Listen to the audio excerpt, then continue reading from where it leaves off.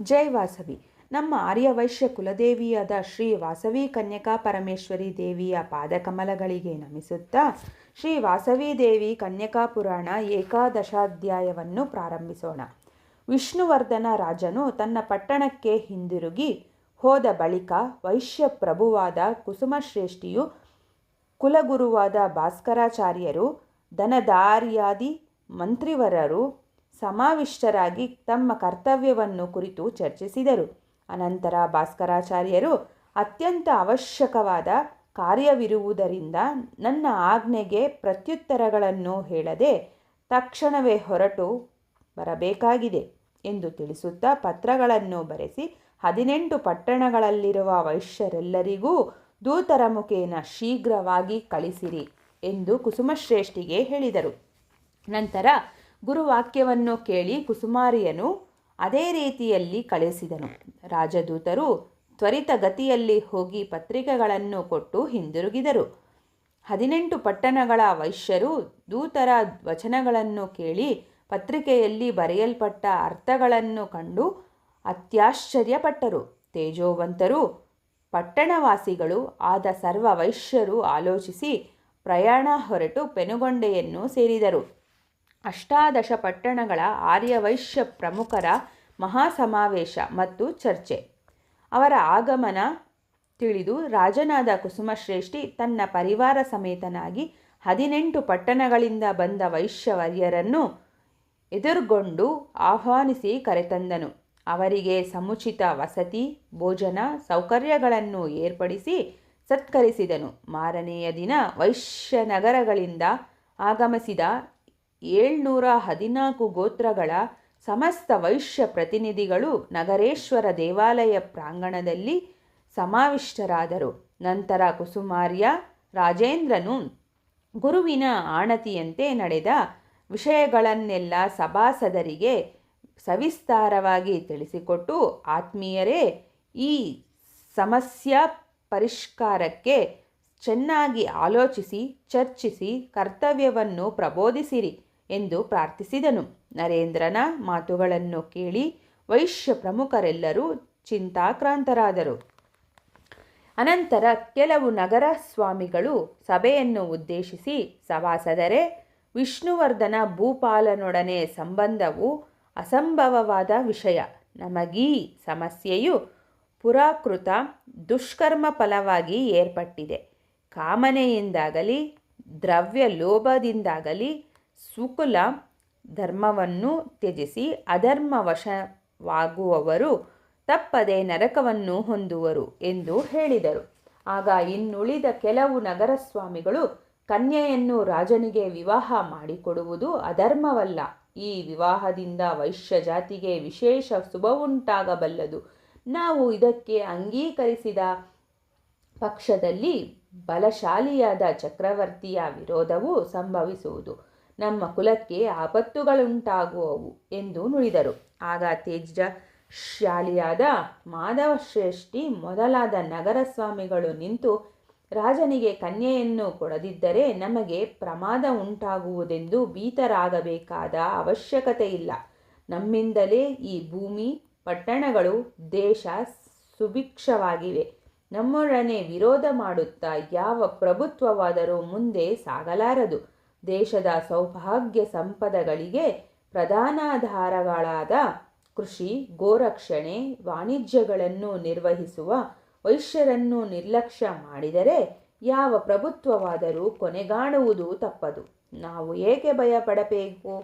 ಅದೂ ಅಲ್ಲದೆ ಪರಾಶರ ಸ್ಮೃತಿಯನ್ನು ಅನುಸರಿಸಿ ಈ ಕಲಿಯುಗದಲ್ಲಿ ವರ್ಣಾಂತರ ವಿವಾಹಗಳು ನಿಷಿದ್ಧವಲ್ಲವೇ ಎಂದು ಆವೇಶಪೂರಿತವಾಗಿ ನುಡಿದರು.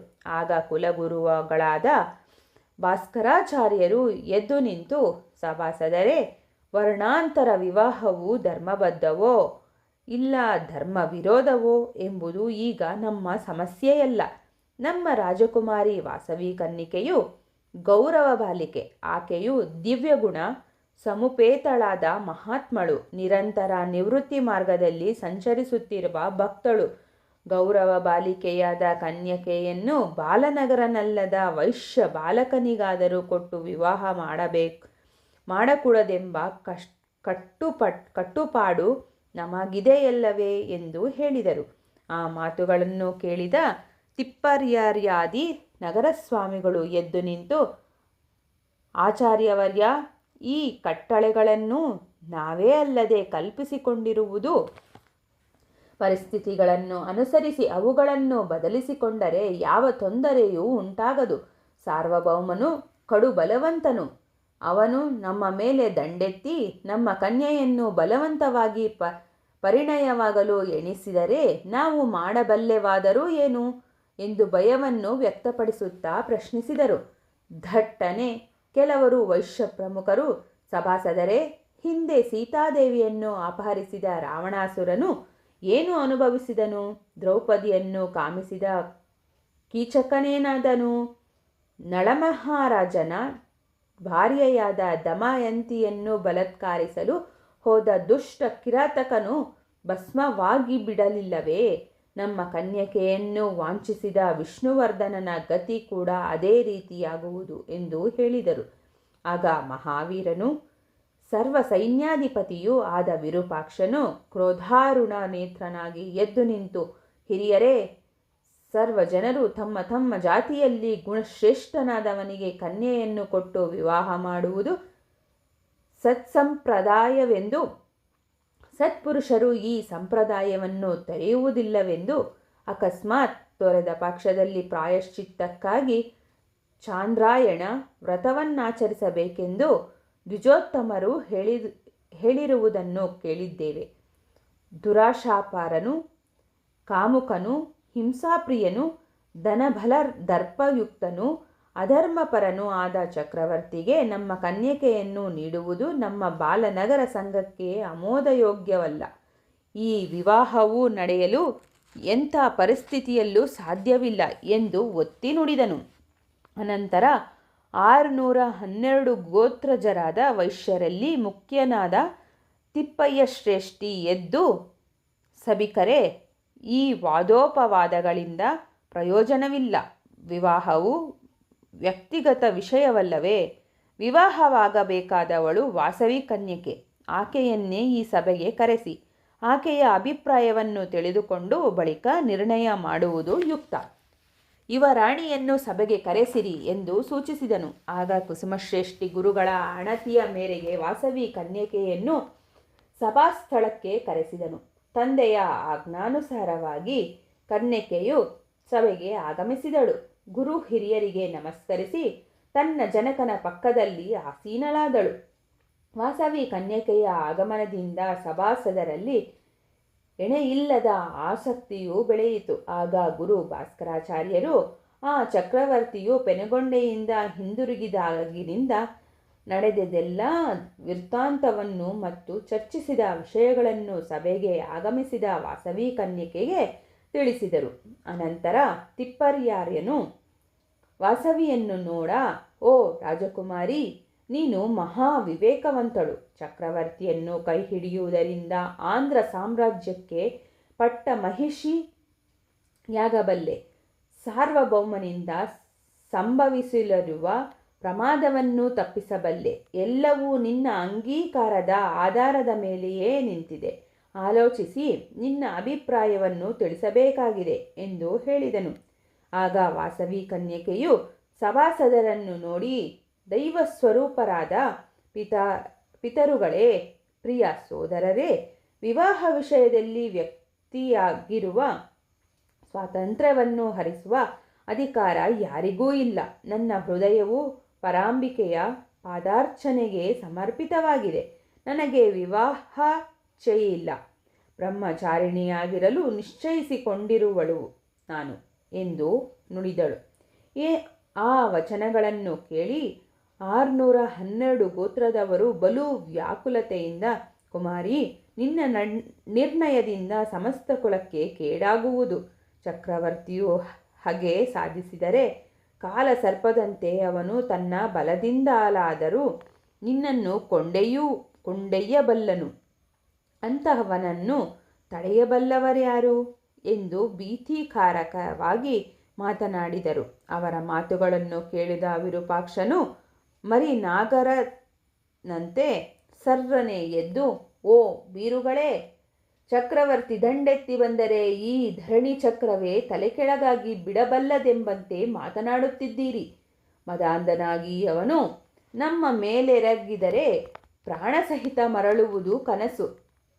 ಪ್ರಳಯ ರುದ್ರನ ಪ್ರಮಥ ಗಣಗಳಂತಿರುವ ನಮ್ಮ ಬಾಲನಗರ ಸೇನೆಗಳ ಪ್ರಚಂಡ ಶೌರ್ಯಾಗ್ನಿ ಜ್ವಾಲೆಗಳಲ್ಲಿ ಆ ಶತ್ರು ಶಲಬಳಗಳು ಸುಟ್ಟು ಬೂದಿಯಾಗಬಲ್ಲವು. ನನ್ನ ಅಪ್ರತಿಹತ ಖಡ್ಗದಾರಗಳಿಂದ ವೈರಿ ವೀರರ ಮುಂಡಗಳನ್ನು ಕಡಿದು ಅವುಗಳಿಂದ ಭೀಷಣ ರಣಚಂಡಿಗೆ ಕಪಾಲಮಾಲೆಯನ್ನು ಹೆಣೆದು ಅಲಂಕರಿಸುವೆನು ಎಂದು ಪ್ರಳಯ ಕಾಲದ ಪರ್ಜನ್ಯದಂತೆ ಗರ್ಜಿಸಿದನು. ಅದನ್ನು ಕೇಳಿ ಬಾಲನಗರ ಪ್ರತಿನಿಧಿಗಳೆಲ್ಲರೂ ಅಮಿತೋತ್ಸಾಹಪೂರಿತರಾಗಿ ಸಮರರಂಗದಲ್ಲಿ ಶತ್ರುಗಳ ಎದೆಯನ್ನು ಸೀಳಿ ಚೆಂಡಾಡುವೆವೆಂದು ಕತ್ತಿಗಳನ್ನು ಝಳಪಿಸಿದರು. ಆಗ ಕುಸುಮಾರ್ಯನು ಎದ್ದು, ಗುರು ಬಾಲವೃದ್ಧಾದಿಗಳೇ, ನಾವು ಅಹಿಂಸಾಪ್ರಿಯರೇ ಹೊರತು ಬಲಹೀನರಲ್ಲ. ಆ ದುಷ್ಟ ರಾಜೇಂದ್ರನನ್ನು ತುಳಿದು ವಾಸವಿಯನ್ನು ರಕ್ಷಿಸಿಕೊಳ್ಳಬಲ್ಲೆವು ಎಂದು ಕ್ರೋಧದಿಂದ ನುಡಿದನು. ವಾಸವಿ ಕನ್ಯಕೆಯು ತ್ಯಾಗಾಹಿಂಸೆಗಳಿಂದ ಅಧರ್ಮ ದುಷ್ಟತ್ವಗಳನ್ನು ಕೊನೆಗಾಣಿಸುವ ನೂತನ ವಿಧಾನವನ್ನು ಸಭಾಸದರಿಗೆ ಬೋಧಿಸುವುದು. ಕೂಡಲೇ ವಾಸವಿ ಕನ್ಯಕೆಯು ಎದ್ದು ನಿಂತು, ತಂದೆಯವರೇ, ಆರ್ಯರೇ, ದುಷ್ಟತ್ವವನ್ನು ಶಿಕ್ಷಿಸುವ ನೆಪದಲ್ಲಿ ಸಮರಗಳನ್ನು ನಡೆಸಿ ದಾರುಣ ಮಾರಣಕಾಂಡಗಳನ್ನು ನಡೆಸಿ ಪ್ರಪಂಚದಲ್ಲಿ ಈರ್ಷ್ಯಾದ್ವೇಷಗಳನ್ನು ಭಯಂಕರ ರಕ್ತದಾಹವನ್ನು ಬೆಳೆಸಿದರೆ ಹೊರತು ಯುದ್ಧೋನ್ಮಾದರು ಇಲ್ಲಿಯ ತನಕ ಸಾಧಿಸಿದ ಫಲಿತಗಳೇನಿವೆ? ಒಬ್ಬರ ಸ್ವಾರ್ಥಕ್ಕಾಗಿ ಎಣಿಸಲಾಗದಷ್ಟು ಜನರು ಬಲಿಯಾಗುವರು. ಎಲ್ಲಿ ನೋಡಿದರೂ ಭೀತಿ, ಅಶಾಂತಿ, ಆಕ್ರಂದನಗಳು ತುಂಬಿ ಹೋಗುವುದು. ಇಷ್ಟೇ ಅಲ್ಲವೇ? ನನ್ನ ರಕ್ಷಣೆಗಾಗಿ ಯುದ್ಧ ನಡೆಯುವುದನ್ನು ನಾನು ಅಂಗೀಕರಿಸುವುದಿಲ್ಲ. ಶಾಂತಿ ಅಹಿಂಸೆಗಳಿಗೆ ನೆಲೆಯಾಗಿರುವ ವೈಶ್ಯಕುಲಕ್ಕೆ ಈ ದಾರುಣ ರಣಾಸಕ್ತಿಯು ವಾಂಛನೀಯಲ್ಲ. ನೀವೆಲ್ಲರೂ ಶಾಂತರಾಗಿರಿ ಎಂದು ಗಂಭೀರವಾಗಿ ನುಡಿದಳು. ವಾಸವಿಯ ನುಡಿಗಳನ್ನು ಆಲಿಸಿದ ಕುಸುಮಶ್ರೇಷ್ಠಿಯು, ಕುಮಾರಿ, ಯುದ್ಧದ ಹೊರತು ಈ ಸಮಸ್ಯೆಯು ಯಾವ ವಿಧದಲ್ಲಿ ಬಗೆಹರಿಯಬಲ್ಲದು ಎಂದು ಪ್ರಶ್ನಿಸಿದನು. ನಂತರ ಕನ್ಯಕೆಯು, ತಂದೆ, ಶಾಂತಿ, ಅಹಿಂಸೆ, ತ್ಯಾಗಗಳಿಂದ ಪರಮ ಕ್ರೂರಿಗಳನ್ನಾದರೂ ಜಯಿಸಬಹುದು. ಅತಿ ಬಲವಂತರಾಗಿದ್ದು ದುಷ್ಟರಾದ ಶತ್ರುಗಳನ್ನು ಸಾಯಿಸದೆ ಅವರಲ್ಲಿಯ ದುಷ್ಟತ್ವವನ್ನು ನಾಶಗೊಳಿಸಲು ಬಯಸಿ ಅವರ ದುಶ್ಚರ್ಯಗಳನ್ನು ಬಡಿದೊಡಿಸಿ ನಾವೇ ಕಷ್ಟ ನಷ್ಟಗಳನ್ನು ಸಹಿಸುತ್ತಾ ಅಗತ್ಯವಾದಲ್ಲಿ ಆತ್ಮಾರ್ಪಣೆ ಮಾಡುವುದಕ್ಕಾದರೂ ಸಿದ್ಧರಾದಾಗ ಶತ್ರುವು ಎಂಥ ಕಠಿಣಾತ್ಮನಾದರೂ ಅವನ ಹೃದಯವು ಕರಗಿ ನೀರಾಗದಿರದು. ಆಗ ಅವನಲ್ಲಿಯ ದುಷ್ಟತ್ವವು ಅಂತ್ಯಗೊಂಡು ಶಿಷ್ಟತ್ವವು ಹೊಳೆಯಬಲ್ಲದು. ಈ ಫಲಿತವು ಶಾಶ್ವತವಾದುದು. ಇದೇ ಕಲಿಯುಗದಲ್ಲಿ ಅಧರ್ಮವನ್ನು ಅಡಗಿಸಿ ಧರ್ಮವನ್ನು ಪ್ರತಿಷ್ಠಿಸುವುದಕ್ಕೆ ಅನುಸರಣೀಯವಾದ ನೂತನ ವಿಧಾನವಾಗಿದೆ. ಈ ವಿಧಾನವೇ ಇಂದಿನ ಪ್ರಪಂಚಕ್ಕೆ ಆಚರಣೀಯವಾದ್ದರಿಂದ ದುಷ್ಟ ಸಾರ್ವಭೌಮನ ನಿರಂಕುಶತ್ವಕ್ಕೆ ತಿರಸ್ಕಾರವನ್ನು ತಿಳಿಸುತ್ತಾ ಅಗ್ನಿ ಪ್ರವೇಶವನ್ನು ಮಾಡುವೆನು. ಅದರಿಂದ ಆ ರಾಜೇಂದ್ರನ ತುಚ್ಛವಾಂಛೆಯು ರಣವು ಮಾರಣವು ತಪ್ಪಿ ಹೋಗಬಲ್ಲವು ಎಂದು ಗಂಭೀರವಾಗಿ ನುಡಿದು ಜಾಗೃತಿ ಮೂಡಿಸಿದಳು. ಅನಂತರ 16 ಗೋತ್ರದವರು ಕನ್ಯಕೆಯೊಡನೆ, ಅಮ್ಮ ವಾಸವಿ, ಸಾರ್ವಭೌಮನ ಹೃದಯವು ಅಷ್ಟೊಂದು ಸುಲಭವಾಗಿ ಕರಗಿ ನೀರಾಗುವಂತಹದಲ್ಲ. ಅವನು ಅಮಿತ ಸೈನ್ಯದೊಡನೆ ನಮ್ಮ ಮೇಲೆ ದಂಡೆತ್ತಿ ಬರಬಲ್ಲನು ಎಂದು ಹೆದರಿಸಿದರು. ಕೂಡಲೇ ವಾಸವಿ, ಓ ವೈಶ್ಯ ಪ್ರಮುಖರೇ, ನಮ್ಮವರು ಆತ್ಮರಕ್ಷಣೆ ಮಾಡಿಕೊಳ್ಳಲಾರದ ಅಸಮರ್ಥರಲ್ಲ. ನನ್ನೀ ಆದರ್ಶ ಮಾರ್ಗವು ಬಲಶಾಲಿಗಳಾದ ತ್ಯಾಗಧನರಿಗೆ ಮಾತ್ರವೇ ಅನುಸರಣೀಯವಲ್ಲದೆ ಬಲಹೀನರಾದ ಹೇಡಿಗಳಿಗಲ್ಲ. ಅಂಥ ಬಲಹೀನರಿಗೂ ಅಂಜಬುರುಕರಿಗೂ ಎಂದಿಗಾದರೂ ಅಪಜಯವು ತಪ್ಪಿದಲ್ಲವೇ? ದುಷ್ಟ ಚಕ್ರವರ್ತಿಯು ಮಾನವನಲ್ಲದೆ ದಾನವನೇ. ಆದರೂ ಅವನು ನಮ್ಮನ್ನೇನು ಮಾಡಲಾರನು. ಅವನ ದುರುಳುತನವನ್ನು ಕಂಡ ನಮ್ಮವರೆಲ್ಲರೂ ಅವನನ್ನು ನಿಂದಿಸುವರು. ಅವನ ಅಧರ್ಮ ಪರಿಪಾಲನೆಯನ್ನು ಸಹಿಸುವುದಿಲ್ಲ. ಅವನನ್ನು ನಿಂದಿಸುವರು. ಅವನ ಅಧರ್ಮ ಪರಿಪಾಲನೆಯನ್ನು ಸಹಿಸುವುದಿಲ್ಲ. ಅವನಿಗೆ ಸಹಕರಿಸುವುದಿಲ್ಲ.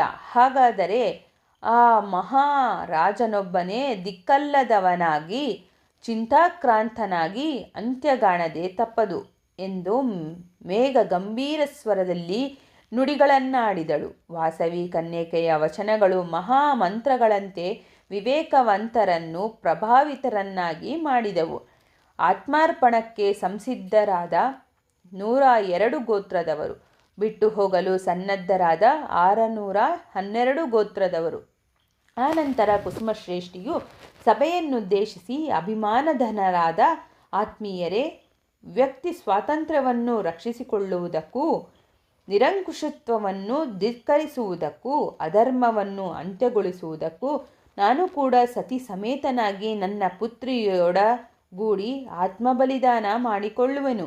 ನನಗೆ ಅನುಮತಿ ನೀಡಿ ಎಂದು ಬೇಡಿಕೊಂಡನು.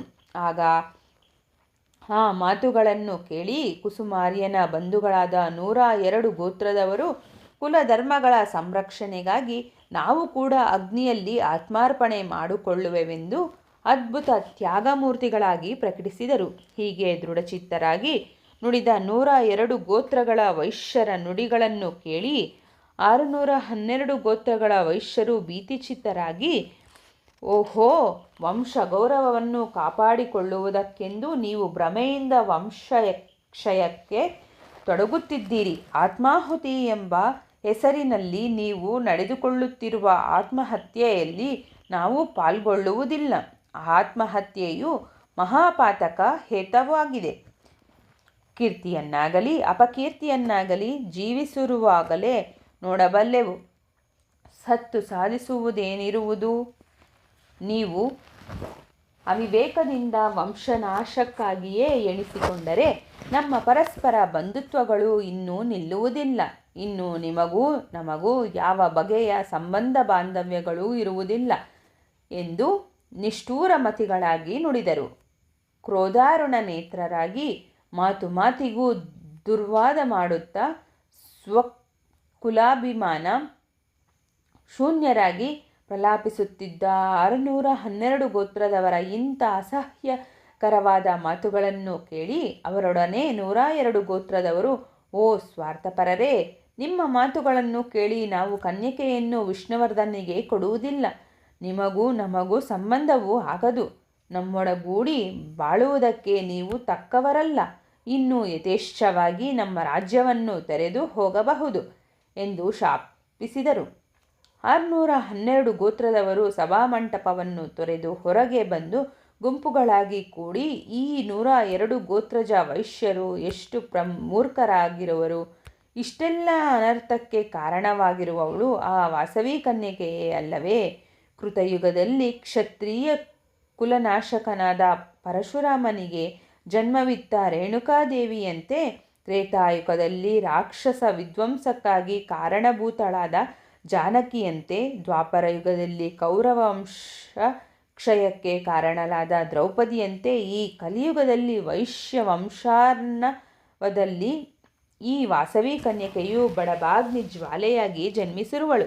ಓರ್ವ ವಾಸವಿ ಕನ್ಯಕೆಯು ಅಂತ್ಯಗೊಂಡ ಮಾತ್ರಕ್ಕೆ ಕುಲಗೋತ್ರಗಳಿಗಾವ ಲೋಪವು ಉಂಟಾಗದು. ಆಕೆ ಮರಣಿಸಿದ ನಂತರ ಚಕ್ರವರ್ತಿಯು ವಿಜೃಂಭಿಸಿ ತಪ್ಪದೆ ವೈಶ್ಯ ಕುಲ ನಿರ್ಮೂಲನ ಮಾಡಬಲ್ಲನು. ಜೀವಿಸಿದ್ದರೆ ಸುಖಗಳನ್ನು ಅನುಭವಿಸಬಹುದು.